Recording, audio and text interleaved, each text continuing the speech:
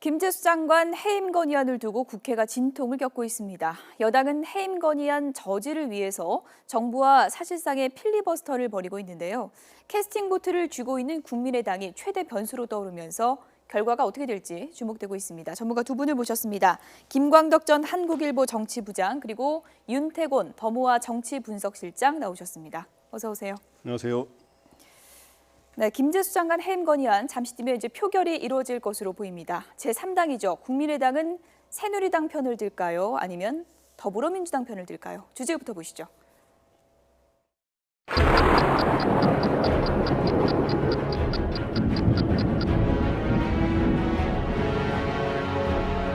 결국 박근혜 정부 발목 잡아서 국정 방해해서 그래서 정권 실패로 가고 그렇게 해서 국가가 어려워지든 말든 국민이 힘들어지든 말든 박근혜 정권만 망하면 된다. 박근혜 정권만 실패하게 하면 된다. 박근혜 정권만 일만 못하게 하면 된다. 그거 아닙니까? 결과적으로 그거 아닙니까? 이 싸움은 우리 농민들을 위해 농정을 지키기 위한 싸움입니다. 의원님께서 오늘 밤 12시까지 국회에서 비상대기 태세를 유지해 주시기 바라고 상황이 발생하면 언제든지 문자 메시지를 통해서 신속하게 연락을 드리겠습니다.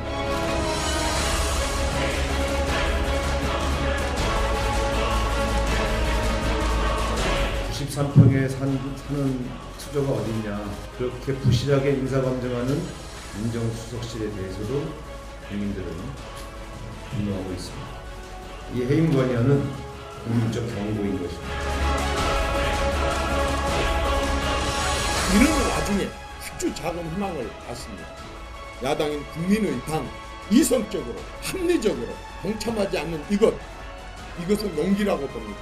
영감이라고 봅니다. 케네디 대통령이 다시 살아나서 자기의 그 명저 용감한 사람들이라는 책을 증보판을 새로 만들고 새로 만약에 글을 쓰게 된다고 한다면 국민의당에 대해서 한 번 쓸 수 있지 않을까 싶을 정도로 저는 대단한 평가를 받아야 된다고 생각합니다.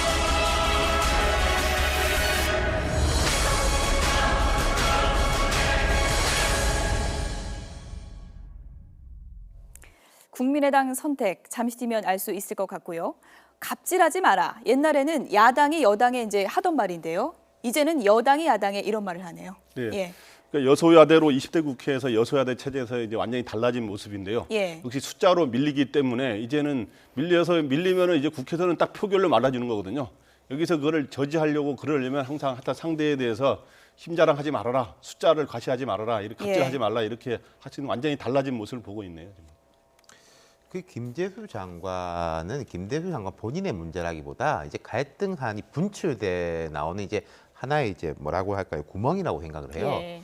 보자면 이제 우병우 수석, 뭐 이석수 감찰관, 사드, 최근에 이제 미르재단, K스포츠재단 아주 건건이 부딪히고 있는 상황에서 김 수석이 말하자면 이제 김 장관이 약한 고리, 그러니까 야당 입장에서는 한번 세를 과시할 수 있는 기회가 되는 거기 때문에 김 수석 본인보다는 김 장관 본인보다는 이 전반적인 지금 이제 청와대 이제 국정 운영 여소야대인데도 불구하고 야당 입장에서는 대통령 우리를 전혀 존중하지 않는다. 그냥 하던 대로 하고 안 되면 말고 이런 식 아니냐. 여기에서 뭔가를 보여줘야 되겠다. 이런 판단을 한 것 같습니다. 네.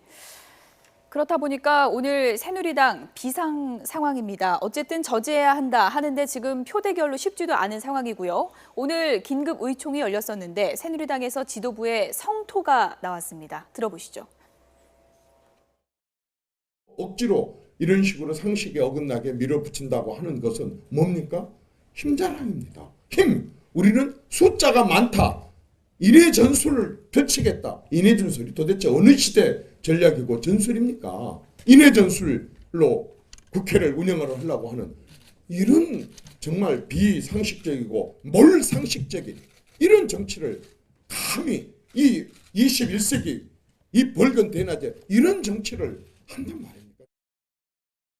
더불어민주당은 표결 강행에 따라 초래되는 정기국회 파행에 대한 모든 책임을 고스란히 떠안아야 할 것입니다. 해임 건의안 표결이 언제 어떤 형태로 진행될지 저는 아직까지는 가늠하기 어렵습니다.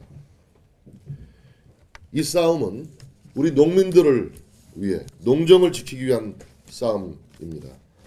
의원님께서 오늘 밤 12시까지 국회에서 비상대기 태세를 유지해 주시기 바라고 한 분도 빠짐없이 원내 직속에 함께 행동해 주시기 바랍니다. 야당은 주머니 속의 공깃돌처럼 이른바 장관 해임 건의안을 가지고 정치 흥정을 하고 있습니다. 그래서 지금 새누리당 의원들이 밤 12시 다 되도록 집에 못 들어가고 있는 그런 비상 상황입니다. 이 난국을 어떻게 헤쳐나갈까요? 그래서 새누리당이 지금 필리버스터를 지나서 필리밥스터를 하고 있다는 거 아닙니까? 필리밥스터요? 예, 그래서 원래는 이제 의사 진행을 늦추기 예. 위해서 자기네가 숫자가 밀리니까 의사 진행을 지연하기 위한 전술을 필리버스터 전략이라 그러는데 예. 지금 여러 가지 지연할 별로 명분이 없기 때문에 국무위원들 저녁밥 식사도 안 하냐, 밥 먹을 시간은 줘라 해가지고 국무위원들하고 국무위원들 답변도 길게 유도하고 그다음 밥 시간 달라 해서 그래서 이제 거의 동물국회 직전까지 여야가 고성을 지르고 국회의장한테 항의하다가 어떻게든 길게 끌자 이거군요. 예, 그래서 30분간 정회를 얻어내고 그랬죠. 그래서 그래서 그걸 이제 밥을 먹게 하자 그래서 필리밥스터라고 야당이 필리밥스터냐 그랬는데 그 여당이 안타까운 상황이지만 여소야 되니까 어떻게 했습니까? 그러니까 이런 상황을 안 맞으려면 총선 때 더 잘해서 표를 많이 얻었어야죠. 그런데 그런 거고 지금 현재 상황은 지금 여당이 힘자랑이다, 인해 전술이다 그러는데 이런 상황에서 보통 이제 이 해임 건의안을 내면 이 법적 여야가 보통 의사 진행 절차는 여야가 합의하는 게 원칙인데 합의하면 좋지만 합의가 안 될 경우는 이런 법대로 그 해임 건의안은 보고된 뒤에 24시간한테 72시간 내에 투표하기 때문에 안 되면 합의가 안 되면 법대로 투표할 수밖에 없어요. 그래서 이걸 처리하는 거는 할 수 없는 법적 절차이고 그러니까 새누리당은 이거에 대해서 할 말은 없어서 오늘까지는 일단 막아보려고 하는데 실제로 마감 시간이 25일 아침까지여서 투표는 될 것 같습니다. 12시가 넘어도 표결이 이뤄질 수 있는 거죠. 그래서 저 차수변감 할 수는 있는 거고 그런데 이제 단지 이제 그런 절차상으로는 이제 합법적으로 잘 진행되고 있는 거고 여당은 막아보려고 하는 건데 단지 야당이 이제 취임하자마자 업무를 보지도 사실상 않은 장관에 대해 해임 건의안을 내는 게 적절하냐 하는 지적은 있을 수 있어요. 그런데 이제 야당은 단순히 김재수 장관뿐만 아니라 박 대통령의 여러 가지 국정 운영 방식에 대한 여러 가지 불만 이런 것들을 해서 이렇게 제기하고 있는 걸 보입니다. 조금 전에 새누리당이 뭐 총선 때 표를 많이 얻었어야 된다 이렇게 지적을 해주셨는데 그래서 그런지 더불어민주당의 우상호 원내대표 다소 여유 있는 모습을 보이면서 우리가 말하고 있는 것이 총선의 민심이고 국민의 민심이다 이렇게 얘기를 했습니다. 들어보시죠. 청문회 과정에서 드러난 많은 질타를 겸허하게 받아들이지 않고 자기가 흙수저여서 이런 질타를 당한 것이다. 반드시 보고 보겠다는 식의 글을 써서 또 한 번 국민들을 흥분시켰습니다. 이런 분들이 장관을 하도록 그렇게 부실하게 인사검증하는 민정수석실에 대해서도 국민들은 분노하고 있습니다. 이 해임 건의안은 바로 이런 국민들의 다수 서민들의 분노를 받아서 야당이 정부 여당 청와대에 보내는 또 하나의 국민적 경고인 것입니다. 네, 그러니까 93평 흙수저가 어딨냐 우상호 원내대표 이렇게 이제 주장을 하고 있는데요. 지금 국민의당에서는 청문회 때 어느 정도는 좀 검증이 되고 해명이 됐던 게 아니냐라고도 주장하는 의원들도 있는 것 같은데 이 부분은 어떻게 봐야 될까요? 이제 농해수위에 이제 뭐 황종 의원을 비롯해가지고 몇 분이 그런 말을 하는 것 같은데 이런 부분이 있는 것 같습니다. 아까 우상호 원내대표 이야기를 들어보면은 뭐 93평 흙수저 이야기도 했지만은. 내가 흙수저라고 공격을 받았다. 법적 대응하겠다. 그 부분에 대해 가지고 지적을 했지 않습니까? 그러니까 청문회에서 이 김재수 장관이 부적격 판정을 받은 거 외에 그때를 우리가 되돌아가서 생각을 해보면은 보통 이렇게 부적격 판정을 받을 경우에는 임명을 하더라도 며칠간의 냉각기도 조금 두고 그다음에 이제 물 밑에서 조금 접촉해가지고 읍소도 하고 이런 걸 거치는 게 통상적인 관례였는데 박 대통령이 해외에서 바로 전자결제 를 즉각적으로 해버렸죠. 그리고 이 김재수 장관은 임명장을 받은 게 아니죠. 임명장을 받은 게 아니라 전자결제를 통해 가지고 임명이 된 이후에 그 다음날 아침 기자 간담회에서 뭐 모든 사람들한테 법적으로 대응을 하겠다. 그리고 자기 뭐 SNS에 이제 글 올리고 그런 걸로 해가지고 이제 겹친 게 있는 거죠. 그런 부분을 이제 지적을 한 거고 거기다가 이제 오늘 하루가 중요했던 것 같아요. 국민의당이 아까 말씀하신 대로 한 어제 하고 오늘 오전에 보면은 어제 같은 경우에 원래 야 담당 합의 사안이었는데 의원총회장에서 그 결정이 이제 거꾸로 나와가지고 빠졌지 않습니까?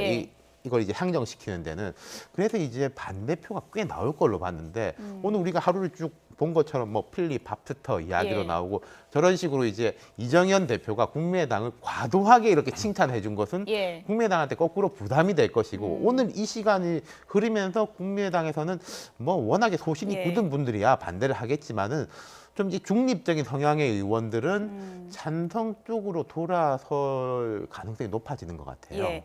정우택 의원은 뭐 55분 동안 연설을 했다고 하는데요. 어쨌든 필리버스터, 필리밥스터 이거 다 해도 표결은 이뤄지지 않겠습니까? 표결이 이뤄지면 제3당 국민의당의 마음이 중요할 텐데요. 아무래도 국민의당의 마음을 얻으려고 오늘 하루 새누리당이 상당히 노력을 했습니다. 이정현 대표 얘기 들어보시죠. 이런 와중에 아주 작은 희망을 봤습니다. 야당인 국민의당이 같은 야당 범주에 속하지만 바로 이러한 부분에 있어서 이성적으로 합리적으로 사안을 보고 그리고 결단을 내려서 동참하지 않는 이것, 더불어민주당 같이 저런 식으로 비상식적인 정치를 하는 그런 사람들 속에서 이것은 용기라고 봅니다. 케네디 대통령이 다시 살아나서 용감한 사람들이라는 책을 새로 만약에 글을 쓰게 된다고 한다면 국민의당에 대해서 한 줄 쓸 수 있지 않을까 싶을 정도로 저는 대단한 평가를 받아야 된다고 생각을 합니다. 국민의당 얘기하는데 케네디 대통령까지 나오네요. 예. 그래서 여기서도 여러 글 중에 눈길을 일단 끄는 게 예. 케네디 대통령이 쓴 그 유명한 책 용감한 사람들이라는 책이 있는데 국민의당이 이제 이거에 대해서 어저께 그 저희 해임 건의안의 제출에 동참 안 한 거에 대해서 진짜 용기를 아주 추켜 세우는 그래서 이런 러브콜을 통해서 마음을 돌려보려고 하는 애쓰는 모습이 드러나는데 근데 현재 상황은 이렇게 녹록치는 않은 것 같아요. 예. 보니까 근데 유일하게 우리가 여러 가지 뭐 근거가 뭐 찬성으로 갈 거다 반대로 더 많이 갈 거다 예. 이런 게 있지만 현재는 지금 보니까 아슬아슬하게 예. 과반이 왔다 갔다 하는 상황인 것 같아요. 잠시 정리를 해보면 해임 건의안 통과되려면 151명 이상의 찬성이 필요한데 더불어민주당, 정의당, 무소속 다 합쳐도 132명입니다. 그러니까 국민의당이 38석인데 19명 이상, 그러니까 반 이상은 찬성을 던져줘야 해임안이 이제 통과가 되는 거죠. 네, 그러니까 19명 이상 찬성이야 국회의원이 300명인데 151석 이상 돼야 과반이 예. 되잖아요. 그렇게 151이 된다는 거예요. 예. 그런데 그 지금까지 여러 추측이 있습니다만은 오늘 아침 유일하게 지금 수치로 나와 있는 게 하나 있어요. 아침에 예. 이제 문화일보라고 뭐 밝혀도 될 것 같은데 문화일보가 아침에 전화 여론조사를 했는데 국민의당 38명 예. 대상으로 했더니 10명은 전화를 안 받았고요. 예. 4명이 해임안에 찬성한다 그랬고 해임 예. 건의안 반대가 6명이 한다 그랬고 예. 그다음에 나는 유보이거나 지금 밝힐 수 없다가 18명으로 나왔어요. 예. 근데 이것만 보고는 알 수 없겠군요. 아니 그러면. 이 상황만 예. 봤을 때는 예. 이때 이제 저도 여기에 그 간부를 제가 알기 때문에 예. 이때만 해도 어젯밤하고 오늘 아침 상황이거든요. 예. 이때만 해도 해임 건의안 찬성 분위기가 그렇게 강한 것 같지는 않다라는 이야기가 있었는데 어제하고 오늘 사이에 좀 부정적인 것들이 좀 늘어났던 것 같아요. 그러니까 이정현 대표가 말하는 용감한 사람들이 좀 줄어든 건가요? 예, 용감한 사람들이 덜 먹히고 예. 아까 이제 어저께 박 대통령의 언급이 있었잖아요. 비방과 그 솔종의 그런 것, 폭로 이런 것들이 사회를 혼란시킬 수 있다라는 예. 말과 그다음에 대북 지원, 대화를 위한 지원이 북핵 개발에 쓰였다는 이런 언급들이 좀 부정적으로 작용했다는 얘기도 있고 예. 좀 전에 이석수 특감 사표를 수리한 것도 예. 국회 증인으로 나오려는 걸 방해하려는 거 아니냐 또 아, 야당이 그런 그렇군요. 시각도 가진 또 그런 시각도 예. 있다 그래요. 그러면서 부정적인 게 조금 늘어나고 있어서 예. 150석에서 진짜 아슬아슬하게 왔다 갔다 하는 분위기라 예. 합니다. 그럼 지금. 이정현 대표는 케네디 대통령 얘기까지 꺼냈고요. 정진석 원내대표는 이른바 뭐 카톡 내용이 좀 공개가 됐는데 이런 내용이 공개가 됐습니다.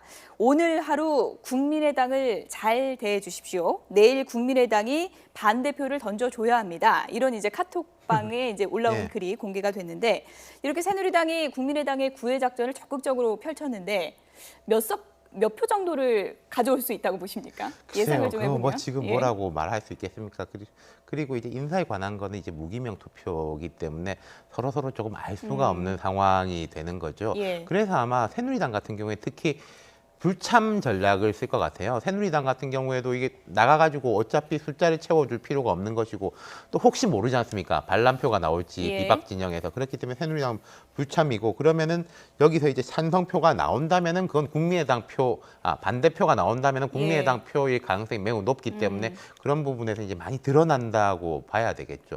지금 글쎄요, 찬성표가 아까 이제 아침에 문화일보 조사에서는 6표였는데 제 생각에 많이 늘어나기는 쉽지가 않을 것 같습니다. 한 두 자리 예. 숫자를 조금 뭐 상회하는 전체 38명인데 반대가 더 많을 거라고 보시는 거군요. 그러면요.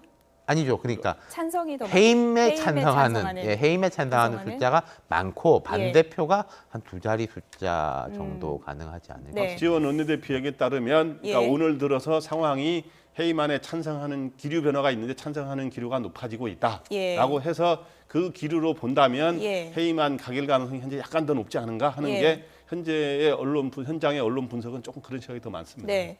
뭐 여당의 이중대가 되면 안 된다라는 의견도 있고 국민의당 내부에서 또 더불어민주당 꽁무니만 따라가냐 이런 또 의견도 있는 것 같습니다. 어느 쪽을 선택했을 때 국민의당 입지가 더 강해지는 겁니까? 진짜 그거에 대해서는 득실이 서로 있어요. 예. 그래서 아까 말했지만은 더민주만 따라가는 제2 야당으로만 그치는 측면이 있을 수 있고 찬성 예. 무조건 찬성하면 또 반대하면은 이제 야당성을 잃어버린 거냐라고 예. 하는 그 전통적인 또 지지층이 이제 호남의 지지가 강세이지 않습니까? 그런 게 예. 약해지고 그래서 여러 가지가 있었기 때문에 굉장히 고민이 많을 겁니다. 의원별로. 그러니까요. 국민의당 입장에서 예를 들어 가지고 이번에 한번 청와대하고 여당을 도와준다면 예. 반대급부가 뭐가 있을 수 있을 것이냐. 저런 무슨 이정현 대표가 케네디 이런 말로 하는 칭찬 말고 그런데 지금 청와대 기류 같은 경우에는 왜 그때 여야 3당 대표하고 회동 때도 제가 생각할 때 그때는 야당 대표들이 사드 문제에 대해 가지고 반대 입장을 접지는 못하겠지만 좀 현실적으로 용인하려고 하는 마음은 가지고 있었다고 봐요. 예. 그런데 박 대통령이 그러면은 좀 비안보 분야에는 약간의 양보가 있었어야 되는데 그때 뭐 우병우 수석 거치 뭐 그대로 두겠다. 뭐 세월호 특조위 어렵다. 심지어 이제 공수처 같은 경우에도 검찰이 하는 대로 두고 보자. 이랬기 때문에 국민의당 입장에서는 지금 얻어낼 게 없는 상황이거든요. 그런 부분에서는 이제 득실을 한다면은 오히려 아슬아슬하게 해임이 가결되는 경우에는 존재감을 조금 더 극대화시킬 수 있지 않을까 싶습니다. 네. 잠시 뒤에 이제 표결이 이뤄질 것 같은데요. 정확한 시간은 지금 예측하기가 좀 힘든 것 같고요. 표결에서 국민의당의 마음이 어느 쪽으로 향할지 지켜보는 것도 관심사일 것 같습니다. 2017 대선 시계가 빨라지고 있는데요. 오늘 책사 3명의 회동이 관심을 모았습니다. 제3지대가 뜬다고 하는데 이 제3지대 명칭부터 바꿔야 된다. 이런 얘기가 나왔습니다. 두 번째 주제요. 함께 보시죠.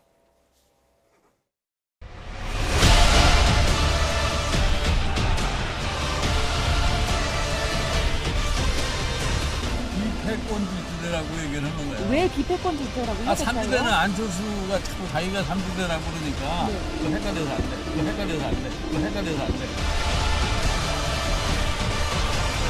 국민의당이 결국은 제3지대의 주인으로 국민들께서 이번 총선에 만들어 주신 겁니다.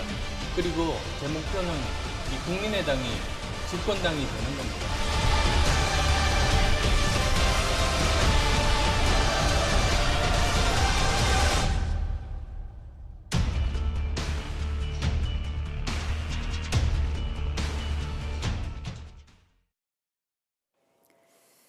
네, 책사 3인의 회동. 이 회동 자체의 의미도 상당히 클 것 같은데요. 어떤 의미로 봐야 될까요? 일단 제3지대론 또는 중간지대론이 굉장히 이번 대선에서 중요해졌고 예. 그 중간지대론의 여러 가지 움직임들이 이제 시작하는 단초가 오늘 있었다.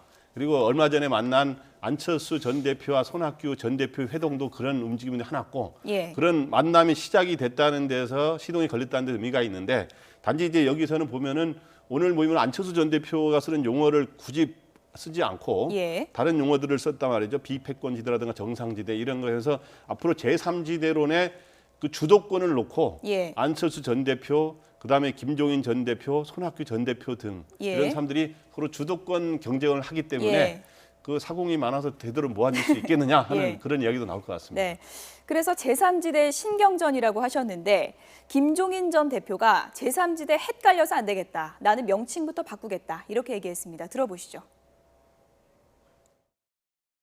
나라 걱정하기 위해서 뭐였다고 생각하면 되는 거지 뭐. 지금 여러 가지 상황이 뭐 지금 뭐 개헌 문제도 있고 내년에 뭐 대선에 관련해서도 예전과 달리 확실하게 좀 떠오르는 사람들이 있어야 되는데 그저 가상적인 인물들만 자꾸 떠오르고 이제 그런 상황이 되니까 삼지대에서 좀 이제 삼지대란 말은 안 쓴다니까. 그럼 어떤 말 쓰시는 게 좋을까요?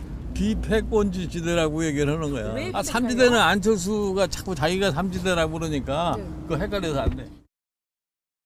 오늘 김종인 그 위원장은 비패권지대라고 그러는데 나는 정상지대라고 그랬어. 삼지대는 좀 듣기 싫어가지고. 그래서 비패권지대 또는 정상지대를 앞으로 어떻게 좀 해나갈 것인가. 국민들에게 좀 신뢰를 주고 희망을 줄 수 있는 특히 내년 대선 앞두고 그런 것을 좀 같이 한번 의논했죠. 네, 제3지대 듣기 싫다, 안철수 용어다, 헷갈린다 이런 얘기인데요. 어떤 의미로 봐야 될까요? 냉정하게 말하면 예. 뭐 비패권지대라고 하든 정상지대라고 하건 무슨 지대로 하건 예. 이 삼지대 프레임을 강화시킨 거는 맞습니다. 예. 어찌됐건 뭐 친박, 친문 빼고는 다 모이자 이거지 예. 않습니까?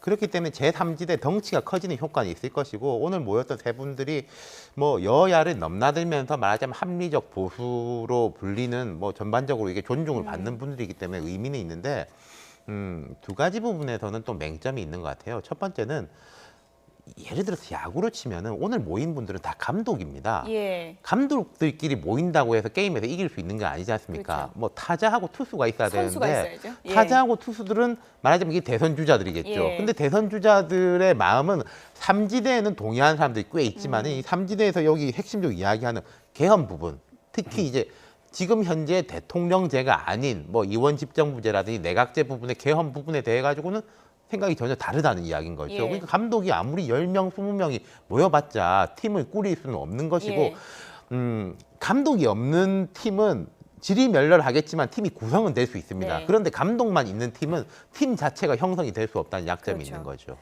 제3지대는 안철수 용어라서 헷갈려서 안 쓴다. 그러니까 제3지대에 안철수 전 대표 안 끼워주겠다. 이렇게도 해석해 볼 수 있을까요? 그러니까 그거하고는 예. 다른 자기네 세력권을 만들겠다는 거죠. 그러니까 예. 이제 이 사람들이 얘기는 오늘 비패권지대로 한 건 뭐냐 하면 친박과 친문은 패권인데 그거 네. 아닌 사람들이 모여서 합리적 개혁 세력이 모여서 우리가 한번 정치 세판을 만들어 보자. 그런데 안철수 전 대표도 이미 또 기득권자가 아니냐라는 생각을 좀 갖고 있는 것 같아요. 그런데 예. 제가 보기에 아까 저 감독론을 설명을 잘 해주셨는데 진짜 이 제3지대에 이번 선거는 진짜 제3지대가 중요해요. 예. 왜 그러냐 하면 전통적인 의미의 카리스마를 지닌 대세론을 가진 주자가 이번에 없거든요. 그렇기 때문에 여러 사람들 간의 연대 이런 게 중요하기 때문에 이 사람들이 대통령 못 만들더라도 승부를 가르는 변수가 될 수 있는 게 굉장히 예. 중요한데 선수로 제일 어디에 승부가 달려있냐면 안철수 전 대표와 손학규 전 대표가 연대하느냐 여부가 예. 그리고 이 사람들이 주전 선수거든요. 예. 그런데 굉장한데 오늘 이제 주목할 만한 거는 김종인 전 대표도 선수로 나갈 생각이 좀 있다는 거죠. 예. 근데 오늘 한 말 재미있는 게 뭐냐 하면 오늘 개헌에 관해서 얘기하면서 대통령 임기를 절반으로 찌는 개헌안에 찬성하시는 대선 후보가 필요하다 이렇게 예. 말을 본인이란 했는데 얘기인가요? 그런데 이 예. 말이 그 사람 첫째로 찾기 어려우면 저 찾으세요라고 하는 예. 뜻으로 저는 보입니다. 예. 어쨌든 김종인 전 대표가 안철수 전 대표에게는 상당히 이제 거리감을 둔 발언 같은데 최근에 이런 얘기 나오고 있습니다. 안철수 전 대표가 문재인 전 대표가 워낙에 좀 쌩하다 보니까 반기문 사무총장과 오히려 단일화할 가능성이 높다. 이런 얘기들이 나오고 있는데 가능성이 어느 정도라고 볼 수 있을까요? 민병두 의원이 이제 그런 이야기를 했죠. 예. 민 의원은 뭐 정치권에 이제 널리 알려진 전략가이다 꾀돌인데 제가 생각할 때는요. 민병두 의원이 이 이야기를 한 것은 문재인 전 대표에 대한 압박용이라고 생각을 합니다. 예. 당신이 이렇게 이 더불어민주당 내에서 주류 진영, 뭐 이게 친문 진영 위주로 이렇게 나간다면은 나머지가 당신을 고립화시키고 뭉칠 수가 있다. 그런 식으로 가서는 안 된다라는 이제 말하자면 성동격서의 전략인 거겠죠. 이런 건 있을 수 있을 것 같습니다. 좀 뭐 반기문이든 안철수든 간에 나를 중심으로 연대를 한다. 예를 들어서 예. 안철수 대표 입장에서 반기문 총장이 나를 밀어준다면 마다할 필요가 없을 것이고 예. 반기문 총장 입장에서도 마찬가지겠죠. 그런데 이제 반 총장 입장에서 조금 더 하나를 본다면은 지금 이제 친박 진영의 기류가 약간 묘하다는 이야기가 있지 않습니까? 예. 친박 진영하고는 당분간 거리를 두는 게 좋을 겁니다. 그러면은 반 총장은 지금 본인은 가만히 있는데 뒤에서 이런 이야기를 하고 있는 것에 대해서 굳이 말릴 필요는 없고 예. 들으면서 즐기면 되는 거겠죠. 제가 보기에는 현재 반기문 안철수 연대다. 그러면 현재로서는 가능성이 적은 건 사실이에요. 그런데 내년에 3자 구도로 일단 진행될 가능성이 높거든요. 가을 들어갈 때쯤까지는. 그러면은 3자 구도로 가다가 단일화가 이루어지는데 이 가능성도 배제할 수는 없어요. 제가 보기에 정치가 이제 가능성의 예술이라 그러지 않습니까? 예. 그래서 문재인 전 대표 쪽하고 가능성이 더 반기문 사무총장 쪽이 조금은 더 높은 건가요? 그러니까 심리적으로 분석을 하자면 예. 안철수 전 대표는 지난 대선 때 어쨌든 문재인 전 대표가 양보해서 여러 가지 심리적 앙금이 쌓여 있기 때문에 예. 내년에 한다면 문재인 전 대표보다 반기문 총장하고 연대하는 게 더 마음이 편하다고 생각할지 모르겠어요. 그러나 이제 누가 대선 후보가 되느냐 이거에 대해서는 또 경쟁할 예. 수 있겠죠. 이런 얘기들에 대해서 안철수 전 대표는 마음이 많이 조급하신가 봅니다라고 얘기도 했는데 문재인 전 대표하고는 단일화 가능성이 상당히 적은 게 아니냐 얘기가 나오고 있습니다. 얼마 전에 어제 이제 조우한 장면이 나오면서 그런 얘기가 더 많이 나오고 있는데 안철수 전 대표 얘기를 좀 들어보시죠.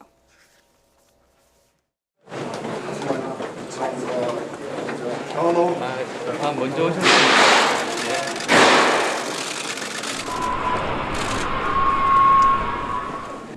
저 먼저 오셨냐고 제가 물어봤습니다. 지금 국가적인 위기 상황입니다. 어떻게 하면 국가적인 문제들을 풀 수 있을지에 대한 해법을 고민할 때입니다. 정치공학적인 이야기 할 때가 아닙니다. 그야말로 동문서답인데 좀 불쾌함도 보이는 것 같아요. 글쎄요, 또 이게 예. 상가니까 뭐 구체적인 이야기를 하기 어려울 테고 아까 김 부장님 말씀하신 대로 1년 후가 어떻게 될지는 아무도 모릅니다. 예. 근데 제가 하나 분명히 말씀드릴 수 있는 거는 단일화라는 프레임은요. 누구를 되게 하기보다 누구를 꺾기 위한 프레임이거든요. 그러면 이제 반기문, 안철수, 문재인 뭐 이 3자의 구도가 예를 들어서 반 총장이 박 대통령 쪽으로 가까워진다면은 예. 그거는 문안 단일화에 대한 압력이 높아질 겁니다. 예. 근데 반 총장이 지금 박 대통령 쪽, 친박 쪽하고 거리를 두고 삼지로 예. 나와 있는다면은 안 반의 단일화의 가능성이 조금 높아진다 이렇게 볼 수 있겠죠. 예. 여기까지 듣겠습니다. 지금까지 김광덕 전 한국일보 정치부장 그리고 윤태곤 더모아 정치분석실장 두 분이었습니다. 고맙습니다.